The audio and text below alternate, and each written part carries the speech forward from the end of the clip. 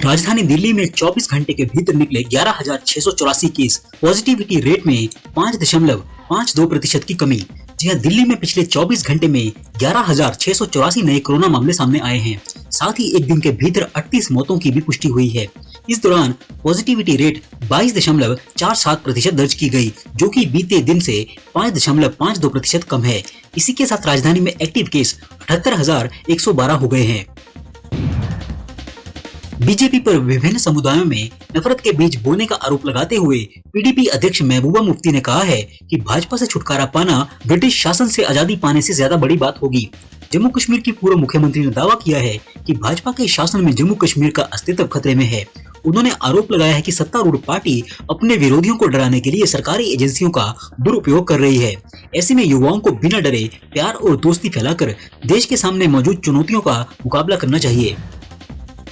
26 जनवरी को Republic day parade और PM Modi के दौरे पर आतंकी हमले की आशंका, खुफिया एजेंसियों ने किया अलर्ट। जी हां, अलर्ट में आईबी ने गणतंत्र दिवस पर परेड में आतंकी हमले की आशंका जताई है।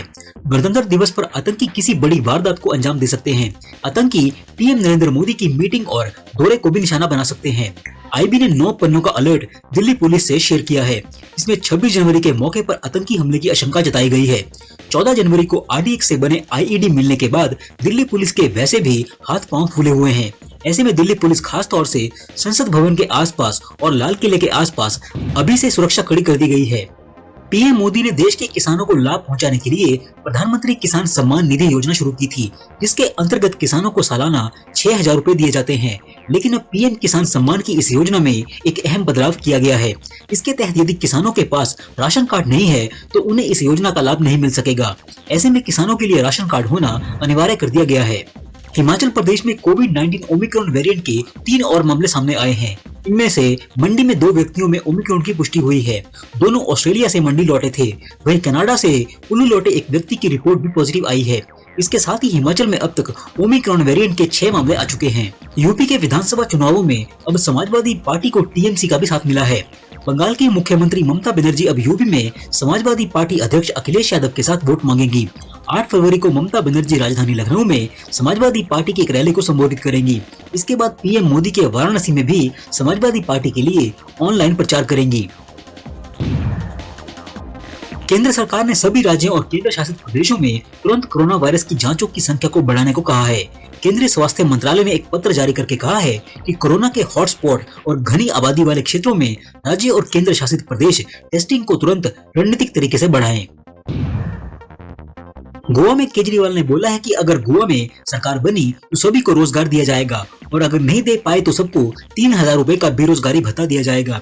इसके अलावा महिलाओं के लिए केजरीवाल ने घोषणा करते हुए कहा है कि 18 साल से अधिक उम्र की महिलाओं को 1,000 रुपए दिए जाएंगे। इलेक्ट्रिक वाहनों को बढ़ावा देने के लिए तमाम कोशिशें लगातार जारी हैं। इसी बीच केजरीवाल सरकार ने एक बड़ा फैसला लिया है। दिल्ली में अब डिलीवरी टैक्सी सर्विस में इलेक्ट्रिक व्हीकल को जरूरी कर दिया गया है। चमगादड़ चीन ने फिर चली नापाक चाल।